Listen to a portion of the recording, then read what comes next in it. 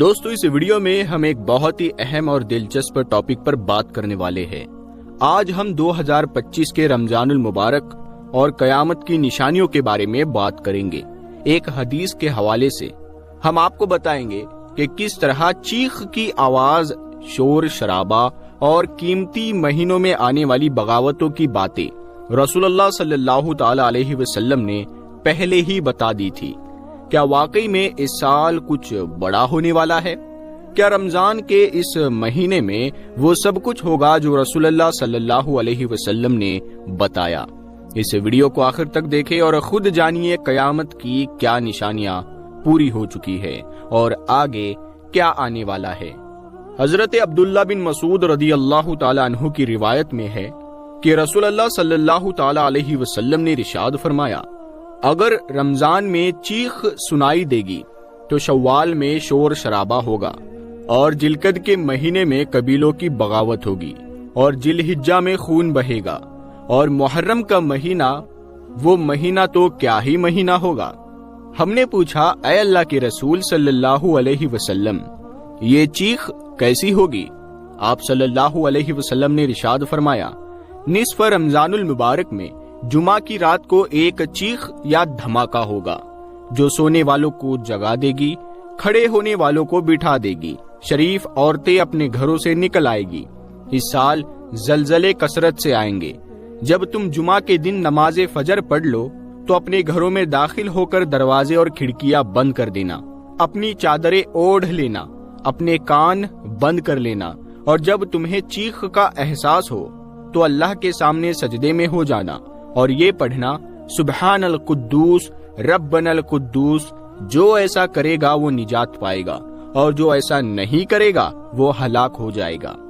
موجودہ سال یعنی 2025 میں یہ حدیث اور قیامت کی نشانیوں سے ریلیٹڈ بہت ساری باتیں عام ہو رہی ہے۔ اندازہ کیا جا رہا ہے شاید اسی سال کا رمضان ہی وہ سال ہوگا جس میں اس حدیث میں بتائی ہوئی باتیں پیش آئے گی۔ کیا واقعی میں اس رمضان کچھ بڑا ہونے والا ہے؟ آج ہم اس بارے میں بات کریں گے۔ اس ویڈیو میں آپ کو قیامت سے جڑی احادیث اور دیگر روایتیں بتائیں گے کہ قیامت کی کون کون سی نشانیاں سچ ہے اور وہ دنیا پر ظاہر ہو چکی ہے۔ پوری معلومات کے لیے ہمارے ساتھ رہیے گا اور ویڈیو کو آخر تک ضرور دیکھیے گا۔ پیارے دوستو، شاید آپ یہ نہ جانتے ہو کہ رسول اللہ صلی اللہ علیہ وسلم کا دنیا میں آنا بھی قیامت کی نشانی ہے۔ اس کی دلیل یہ ہے کہ آپ صلی اللہ علیہ وسلم کا دنیا میں آنا بھی قیامت کی نشانیوں میں سے ایک نشانی ہے اور قرب قیامت پر دلیل ہے۔ آپ صلی اللہ علیہ وسلم نے خاتم النبی ہونے کی حیثیت سے یہ خبر دی ہے۔ اس پر نبی صلی اللہ علیہ وسلم سے وارد کئی صحیح احادیث دلالت کرتی ہے۔ سہل بن سعد سے روایت ہے، وہ کہتے ہیں کہ رسول اللہ صلی اللہ علیہ وسلم نے فرمایا، میں اور قیامت اس طرح بھیجے گئے ہیں۔ آپ صلی اللہ علیہ وسلم نے اپنی شہادت والی انگلی اور جنت یعنی بیچ کی بڑی انگلی کے ساتھ اشارہ کرتے ہوئے فرمایا کہ میں اور قیامت اس طرح بھیجے گئے ہیں۔ امام قرطبی قیامت کی نشانیاں بیان کرتے ہوئے کہتے ہیں، پہلی علامت خود نبی صلی اللہ علیہ وسلم ہے، کیونکہ آپ آخری نبی ہے اور آپ صلی اللہ علیہ وسلم اور قیامت کے درمیان کوئی نبی نہیں۔ سورۃ القمر میں اللہ تعالیٰ فرماتا ہے، قیامت قریب آ گئی اور چاند ہٹ گیا۔ یہ اگر کوئی معجزہ دیکھتے ہیں تو منہ پھیر لیتے ہیں اور کہتے ہیں کہ یہ تو پہلے سے چلا آ رہا جادو ہے۔ حافظ ابن کثیر اس آیت کی تفسیر میں فرماتے ہیں، بلا شبہ رسول اللہ صلی اللہ علیہ وسلم کے زمانے میں یہ ہوا تھا۔ اس بات پر علماء کا اتفاق ہے کہ شق القمر نبی صلی اللہ علیہ وسلم کے زمانے میں ہوا اور یہ آپ صلی اللہ علیہ وسلم کے پیش آنے والے معجزات میں سے ایک ہے۔ صحیح مسلم میں ہی حضرت انس کی حدیث نقل ہوئی ہے کہ اہل مکہ نے آپ صلی اللہ علیہ وسلم کو چیلنج کیا کہ آپ ان کو کوئی نشانی دکھلائے، تو آپ نے ان کو کوئی نشانی دکھائی، تو آپ نے ان کو چاند کا پھٹنا دکھایا۔ کچھ ریسرچرز نے شق القمر کا انکار کیا ہے۔ ان کی دلیل یہ ہے کہ عام طور پر پھٹنا اور مل جانا درست نہیں۔ یہی رائے ان کی معراج کی رات آسمان کے دروازوں کے کھلنے کے بارے میں بھی ہے اور اس کے علاوہ بھی قیامت کے دن سورج کو لپیٹنے سے ریلیٹڈ بات کا بھی انکار کرتے ہیں۔ حضرت عبداللہ بن عمر بن عاص رضی اللہ تعالیٰ عنہ کہتے ہیں کہ ہم نبی صلی اللہ علیہ وسلم کے ساتھ ایک سفر میں تھے تو ہم ایک جگہ رکے۔ ہم میں سے کچھ لوگ اونٹ لے کر چرانے گئے تھے کہ اچانک اللہ کے رسول صلی اللہ علیہ وسلم نے کہا کہ نماز کے لیے جمع ہو جاؤ۔ پس ہم نبی صلی اللہ علیہ وسلم کے پاس جمع ہو گئے تو آپ صلی اللہ علیہ وسلم نے فرمایا، مجھ سے پہلے بھی نبی گزرا، اس پر واجب تھا کہ اپنی امت کو خیر کی طرف رہنمائی کرے اور ان کو برائی سے روکے۔ اس امت کی خیریت اس کی ابتدا میں رکھی گئی ہے اور اس کے آخر میں لوگ آزمائش اور ناپسندیدہ چیزوں کا سامنا کریں گے۔ کوئی فتنہ آئے گا تو اس کا کچھ حصے کو خوشنما بنا دے گا، پھر فتنہ آئے گا تو مومن کہے گا یہ مجھے ہلاک کر دے گا۔ جب وہ گزر جائے گا تو مومن کہے گا یہ میری ہلاکت کا باعث ہے۔ جو آدمی چاہتا ہے کہ وہ جہنم سے بچ جائے اور جنت میں داخل ہو جائے تو پھر اس کی موت اس حال میں آنی چاہیے کہ وہ اللہ اور یوم آخرت پر ایمان رکھتا ہو اور لوگوں سے ایسا سلوک کرے جس کی خواہش وہ اپنے لیے کرتا ہے۔ دوستو، قرب قیامت میں چھوٹے دجال بھی بڑی تعداد میں نکلیں گے، جیسے کہ روایت میں ہے کہ قیامت کی نشانیوں میں سے ایک نشانی کہ چھوٹے دجال جو نبوت کا اعلان کریں گے اور اپنے لیڈر دجال کا راستہ آسان کریں گے۔ پیارے نبی صلی اللہ علیہ وسلم نے خبر دی ہے کہ ان کی تعداد 30 کے قریب ہے۔ فرمایا، قیامت قائم نہیں ہوگی یہاں تک کہ 30 کے قریب جھوٹے دجال نکلیں گے۔ ان میں سے ہر ایک گمان کرے گا کہ وہ اللہ کا رسول ہے۔ اس نشانی کا وقوع ثابت ہوا اور یہ قیامت کی علامت میں سے ہے۔ پرانے اور آج کے ٹیکنالوجی کے زمانے میں بہت سے دعویٰ کرنے والے نکلے اور یہ کوئی بڑی بات نہیں کہ جھوٹے کانے دجال کے ظاہر ہونے تک ابھی اور دجال ظاہر ہو۔ ہم دجال کے فتنے سے پناہ مانگتے ہیں۔ ایک اور روایت میں آتا ہے کہ نبی صلی اللہ علیہ وسلم نے ایک دن خطبہ دیا، فرمایا، بلا شبہ اللہ کی قسم قیامت قائم نہیں ہوگی یہاں تک کہ 30 جھوٹے دجال نکلیں گے، ان میں سے آخری جھوٹا کانا دجال ہوگا۔ حضرت صوبان سے روایت ہے کہ اللہ کے رسول صلی اللہ علیہ وسلم نے فرمایا، قیامت قائم نہیں ہوگی یہاں تک کہ میرے امت کے کچھ قبیلے مشرکین سے مل جائیں گے اور وہ بتوں کی پوجا کریں گے، اور بلا شبہ میری امت میں 30 جھوٹے ہوں گے، ان میں سے ہر ایک گمان کرے گا کہ وہ نبی ہے، لیکن میں خاتم النبی ہوں، میرے بعد کوئی نبی نہیں۔ دوستو، پرانے زمانے میں ان لوگوں کی ایک بڑی تعداد ظاہر ہوئی۔ نبی صلی اللہ علیہ وسلم کی آخری حیات میں اسود انسی نے یمن میں دعوی نبوت کیا۔ اس طرح سے یہ اسلام میں اللہ کے رسول کے عہد میں پہلا جھوٹا نبوت کا دعویٰ تھا۔ اسود انسی کے فتنے میں کچھ سپاہی بھی جڑ گئے اور وہ یمن کے تمام حصوں پر قابض ہو گئے۔ اس کے بعد آپ صلی اللہ علیہ وسلم کو اس واقعے کا علم ہوا تو آپ صلی اللہ علیہ وسلم نے وہاں مسلمانوں کی طرف پیغام بھیجا جس میں آپ انہیں دشمنوں کے سامنے کھڑا ہونے اور ان سے لڑائی کرنے پر ابھار رہے تھے۔ تو مسلمانوں نے اس پر لبیک کہا اور اسی جگہ اسود کی بیوی کے ذریعے سے اسے قتل کیا کہ جس سے اسود نے اس کے شوہر کے قتل کے بعد زبردستی شادی کر لی تھی، حالانکہ وہ اللہ اور اس کے رسول صلی اللہ علیہ وسلم پر ایمان لانے والی تھی۔ اسود کے قتل ہونے سے اسلام اور اہل اسلام کو غلبہ حاصل ہوا اور انہوں نے نبی صلی اللہ علیہ وسلم کو اس بارے میں خط لکھا۔ اس رات آسمان سے بھی آپ کو خبر آ گئی تو آپ نے اپنے صحابہ کو خبر دی۔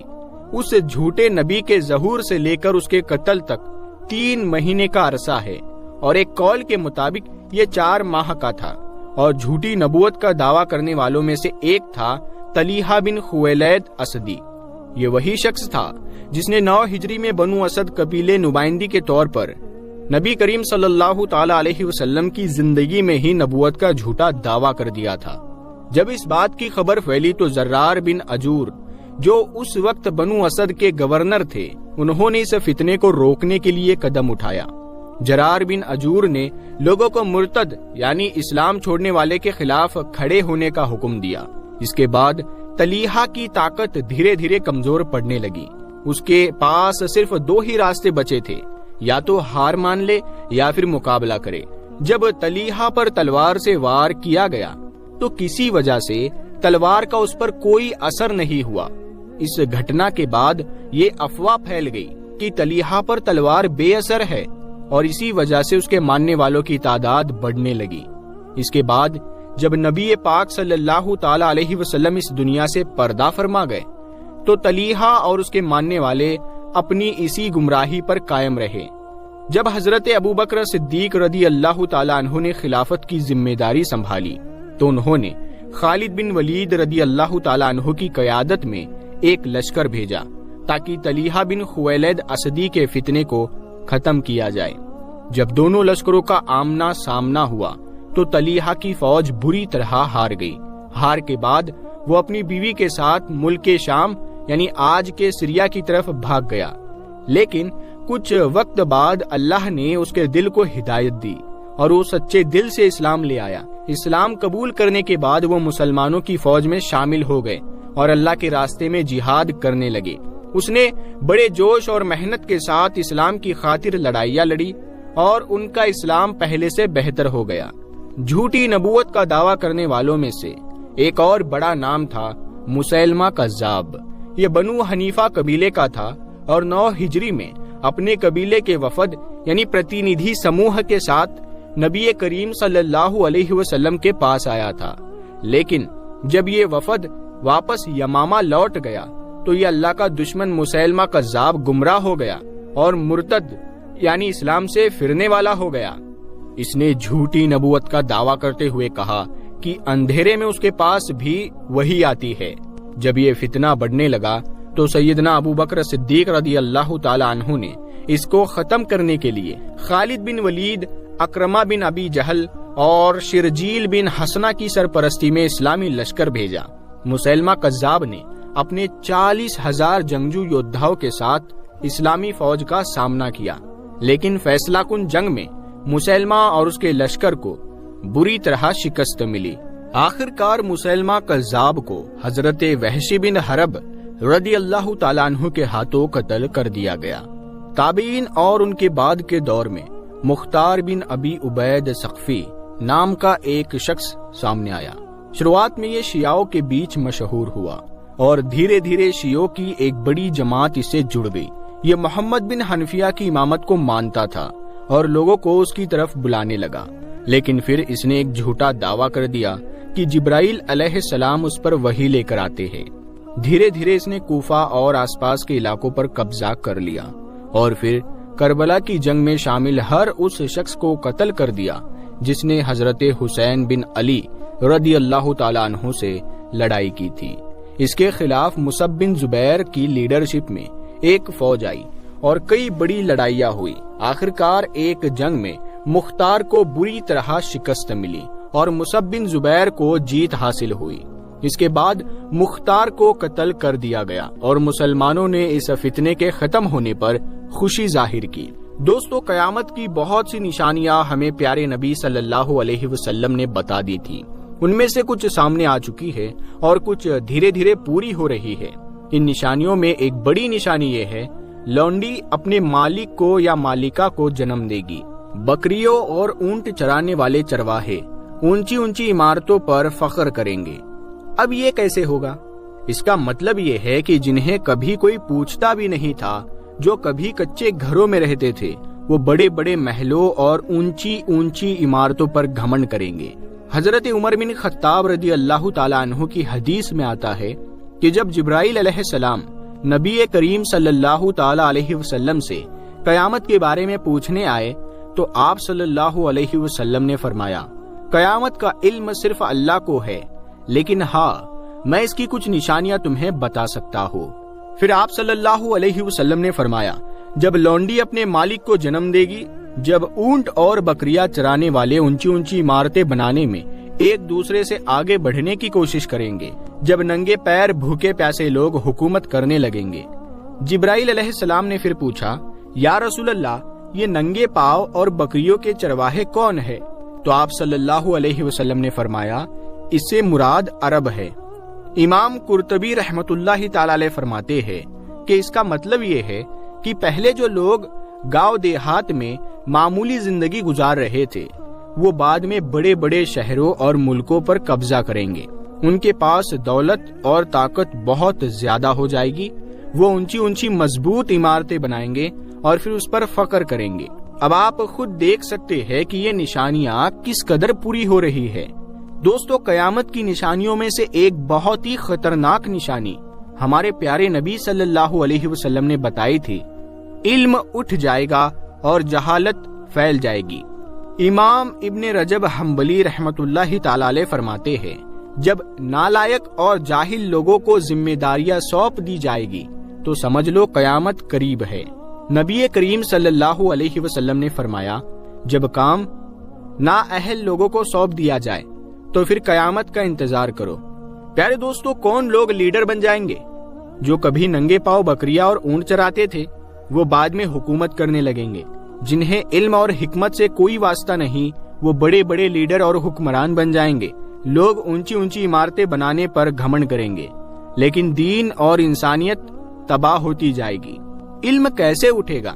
یہ سب سے بڑا سوال ہمارے دماغ میں آتا ہے۔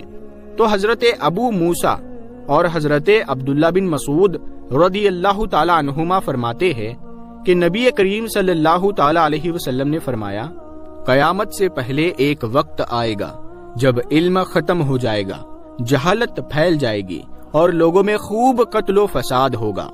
حضرت انس رضی اللہ تعالیٰ عنہ فرماتے ہیں کہ نبی کریم صلی اللہ تعالیٰ علیہ وسلم نے فرمایا، علم اٹھ جائے گا، جہالت عام ہو جائے گی، شراب کھلے عام پی جائے گی اور زنا عیاشی عام ہو جائے گی۔ یہ سب قیامت کی نشانیاں ہیں۔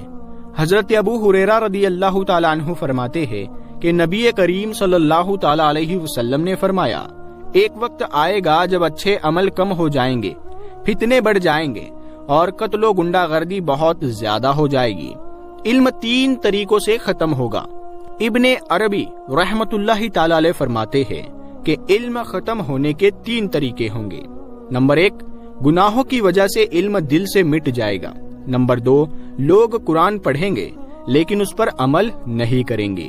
نمبر 3، جب بڑے بڑے عالم دنیا سے چلے جائیں گے لیکن ان کے علم سے کسی نے فائدہ نہیں اٹھایا ہوگا۔ سوچنے والی بات ہے دوستو، آج آپ خود دیکھ سکتے ہیں کہ یہ ساری نشانیاں ہماری آنکھوں کے سامنے پوری ہو رہی ہے۔ علم کی کمی ہو رہی ہے لیکن جہالت بڑھ رہی ہے، اچھے علماء کم ہوتے جا رہے ہیں اور باتیں کرنے والے بڑھتے جا رہے ہیں۔ لوگ قرآن پڑھتے ہیں لیکن اس پر عمل کرنے والے بہت کم ہیں۔ اب ہمیں کیا کرنا چاہیے؟ علم کو عام کرنا چاہیے اور علماء سے سیکھنا چاہیے۔ صرف پڑھنے سننے کے بجائے اس پر عمل بھی کرنا چاہیے۔ اپنے بچوں اور گھر والوں کو بھی دین کی تعلیم دینی چاہیے۔ اس طرح جن جگہوں سے علماء اٹھ جائیں گے وہاں سے علم بھی اٹھا لیا جائے گا۔ رفع علم اور کثرت کے بارے میں جتنی احادیث بھی آئی ہے ان سے مراد کہ علماء کرام فوت ہو جائے، صرف جاہل لوگ رہ جائیں گے، لوگ انہیں لیڈر بنائیں گے اور خود بھی گمراہ ہوں گے اور وہ دوسروں کو بھی گمراہ کریں گے۔ عبداللہ بن عمر بن عاص فرماتے ہیں کہ میں نے رسول اللہ صلی اللہ علیہ وسلم کو فرماتے ہوئے سنا، بے شک اللہ تعالیٰ علم کو راہ راست نہیں اٹھائے گا بلکہ وہ علماء کو قبض کرنے کے ساتھ علم کرے گا۔ روئے زمین پر کوئی بھی عالم نہیں رہے گا تو لوگ جاہل لوگوں کو اپنا لیڈر بنائیں گے، ان سے سوال کریں گے، وہ بغیر علم کے فتوے دیں گے، چنانچہ وہ خود بھی گمراہ ہوں گے اور انہیں بھی گمراہ کر دیں گے۔ ہمارے پیارے نبی صلی اللہ علیہ وسلم نے فرمایا، جب علم اٹھ جائے گا اور جہالت عام ہو جائے گی تو سمجھ لو کہ قیامت قریب آ گئی ہے۔ دوستو، علم کیسے اٹھ جائے گا؟ امام ابو بہلی رحمت اللہ تعالی علیہ فرماتے ہیں، جب یہ آیت نازل ہوئی تو ہم سوال پوچھنے سے ڈرتے تھے، لیکن ایک بار ایک اعرابی آیا اور اس نے آپ صلی اللہ علیہ وسلم سے سوال کیا، اے اللہ کے نبی، علم کیسے اٹھ جائے گا جبکہ ہمارے پاس مصاحف قرآن موجود ہے، ہم خود بھی اسے سیکھتے ہیں اور اپنے بچوں، عورتوں اور نوکروں کو بھی سکھاتے ہیں۔ آپ صلی اللہ علیہ وسلم نے فرمایا، کیا یہودی اور نصرانی کے پاس بھی کتابیں نہیں تھی؟ لیکن کیا وہ اس پر عمل کرتے ہیں؟ یعنی علم اٹھنے سے مراد یہ نہیں کہ کتابیں غائب ہو جائے گی، بلکہ اس کا مطلب ہے کہ علم والوں کا اٹھ جانا، علماء کا اس دنیا سے چلے جانا۔ دوستو، حقیقت کیا ہے؟ آج ہمارے پاس مصاحف موجود ہے، لیکن ہم اس پر عمل نہیں کر رہے۔ علماء دھیرے دھیرے دنیا سے رخصت ہو رہے ہیں اور جاہل لوگ لیڈر بن گئے ہیں۔ فیصلے علم کی بنیاد پر نہیں بلکہ نفس اور ہوس کی بنیاد پر کیے جا رہے ہیں۔ آج کا دور کیا یہی قیامت کی نشانی نہیں؟ امام نووی رحمت اللہ تعالی علیہ فرماتے ہیں، علم کے ختم ہونے کا مطلب یہ نہیں کہ قرآن اور حدیث مٹ جائیں گے، بلکہ اس کا مطلب یہ ہے کہ علماء چلے جائیں گے اور لوگ جاہلوں کو اپنا لیڈر بنا لیں گے، جو خود بھی گمراہ ہوں گے اور دوسروں کو بھی گمراہ کریں گے۔ آج یہی ہو رہا ہے۔ اصلی علماء کم ہوتے جا رہے ہیں، جاہل لوگ مذہب کے ٹھیکیدار بن بیٹھے ہیں۔ لوگوں کو علم کی پرواہ نہیں بلکہ صرف دنیا کی دولت اور شہرت چاہیے۔ ابھی بھی موقع ہے، علم حاصل کرو، صحیح علماء سے جڑے، قرآن اور حدیث کو سمجھیں اور اس پر عمل کریں۔ اپنے بچوں کو بھی دین کا صحیح علم سکھائے، ورنہ وہ دین دور نہیں جب ہم بھی اس نشانی کا حصہ بن جائیں گے۔